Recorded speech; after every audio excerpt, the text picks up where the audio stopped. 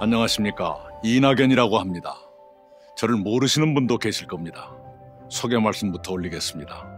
저는 젊은 시절에 신문기자로 일했습니다. 그 다음에는 국회의원, 도지사, 국무총리로 일하고 다시 국회의원으로 돌아왔습니다. 오늘은 대통령 후보로 나서겠다는 말씀을 드리고자 이 자리에 섰습니다. 존경하는 국민 여러분, 코로나는 선전포고 없는 전쟁입니다.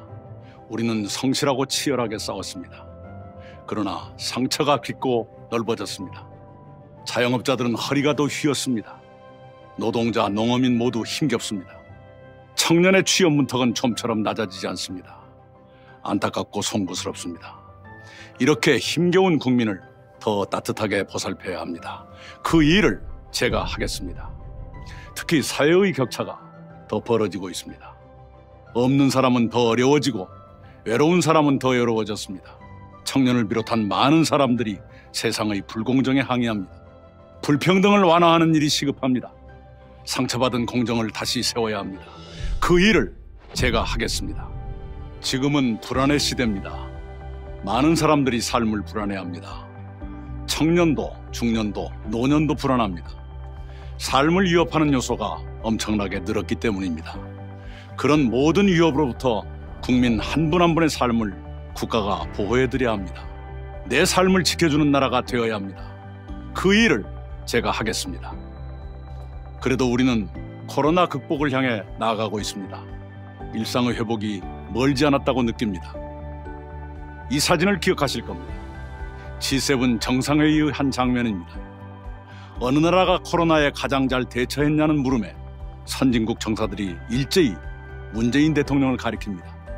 대한민국의 위기 극복 능력을 세계가 평가하는 것입니다. 우리 의료진의 헌신과 국민의 협력에 세계가 박수를 보냈습니다. 대한민국은 이런 국민을 보유하고 있습니다. 국민 여러분께 감사드립니다. 저는 우리 민주당의 세 분 대통령을 모셨습니다. 김대중, 노무현, 문재인 대통령은 저에게 학교였습니다. 저는 그분들로부터 정치를 배우고 정책을 익혔습니다. 그분들의 좋은 철학은 든든하게 계승하고 문제는 확실하게 시정해야 합니다. 그 일을 제가 하겠습니다. 내 삶을 지켜주는 나라, 자랑스러운 대한민국을 만들기 위해 무엇을 할 것인가? 첫째는 신복지입니다. 우리는 김대중 정부 이래 복지를 본격 추진해 왔습니다. 많은 분야에서 발전을 이뤘습니다. 그러나 아직도 인간으로서 최소한의 생활을 하지 못하는 국민이 계십니다. 우선 그런 국민이 계시지 않도록 해야 합니다. 누구나 인간으로서 최저한의 삶을 보장받아야 합니다. 그것이 신복지의 출발입니다. 주거, 노동, 교육, 의료, 돌봄, 문화, 환경에서도 최저한의 생활을 국가가 보장할 책임을 지도록 하겠습니다.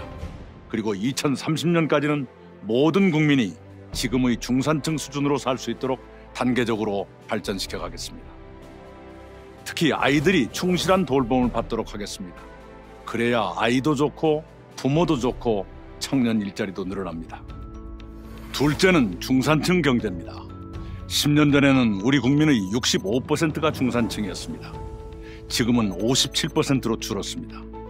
그것을 다시 70%로 늘리겠습니다. 중산층이 두터워야 불평등이 완화됩니다. 사회가 위기에 강해집니다. 중산층이 두터워지려면 좋은 일자리가 늘어야 합니다. 그렇게 되도록 IT, 바이오, 미래차, AI 같은 첨단 기술 분야를 강하게 육성하겠습니다. 그리고 지구를 지키는 그린 산업을 활성화시키겠습니다. 지구는 차갑게, 사회는 따뜻하게 만들며 청년들께 보람찬 일을 드리겠습니다. 금수저, 흑수저가 세습되지 않아야 합니다. 계층 이동이 더 활발해져야 합니다. 일자리와 세제와 복지가 그 역할을 수행하도록 하겠습니다. 셋째는 국가의 틀을 바꾸는 헌법 개정입니다. 이제 내 삶을 지켜주는 정치로 바뀌어야 합니다. 그러기 위해 사회 경제적 민주주의를 강화하도록 헌법을 개정하겠습니다. 생명권, 안전권, 주거권을 헌법에 신설해야 합니다. 토지 공개념이 명확해져서 불로소득을 부자들이 독점하지 못하게 막아야 합니다. 땅에서 얻은 이익을 좀 더 나누고 사회 불평등을 줄여야 합니다. 헌법에 나오는 행복 추구, 균형 발전, 국민주권, 기회균 등 그리고 평등이 창백한 관념에 머물지 말고 생명력을 발휘해야 합니다. 특히 수도권과 지방의 균형 발전을 힘차게 추진하도록 헌법에 확실한 근거를 두고 싶습니다. 넷째는 연성강국 신외교입니다. 세계는 연성의 시대로 접어들었습니다. 무력과 영토보다 경제와 문화가 더 중요한 시대가 된 것입니다. 대한민국은 연성시대의 강국으로 도약해야 합니다. 우리의 경제와 문화가 뒷받침해 줄 것입니다. 그것을 토대로 연성강국 신외교를 펼치겠습니다. 미국의 세계적 투자자는 한반도가 최후 최고의 투자처가 될 것이라고 말했습니다. 그것은 평화와 통일을 전제로 한 것입니다. 한반도의 평화를 제도적으로 정착시켜야 합니다. 그렇게 하도록 한국이 더 주도적인 역할을 해야 합니다. 김대중, 노무현, 문재인 대통령의 평화 해결을 이어가며 시대에 맞게 발전시키겠습니다. 미중 양국은 거대한 고래 같은 존재입니다. 그 사이에 놓인 우리의 외교는 돌고래처럼 지혜롭고 민첩하며 세련돼야 합니다. 대한민국은 세계적 위상이 G10 수준으로 높아졌습니다. 1인당 국민소득에서는 G7의 한 나라를 제쳤습니다. 이제 G5를 꿈꾸며 나아갈 만합니다. 그에 걸맞은 역할과 책임을 이행해야 합니다.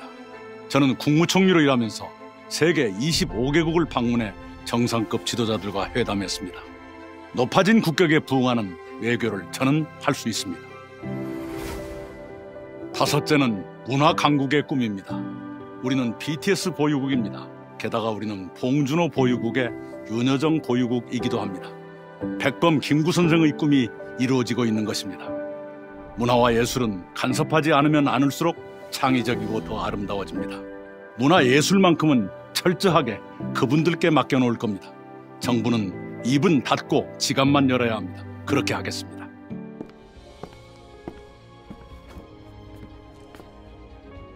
존경하는 국민 여러분, 오늘 저는 여러분의 선택을 받고자 여러 말씀을 드렸습니다.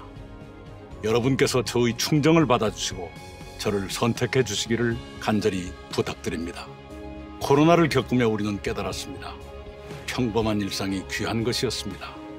함께 모여 수업을 듣는 교실, 침을 튀기며 토론하는 회사, 친구들과 한잔하는 술집, 그런 당연한 풍경들이 다시 당연해져야 합니다. 이런 노랫말이 있지요. 세상 풍경 중에서 제일 아름다운 풍경은 모든 것들이 제자리로 돌아오는 풍경. 그렇습니다. 코로나든 정치든 경제든 복지든 외교든 모든 것들이 제자리로 돌아와야 아름다운 세상이 됩니다. 우선 그런 날을 앞당기도록 최선을 다하겠습니다. 부족한 사람의 긴 얘기 들어주셔서 감사합니다.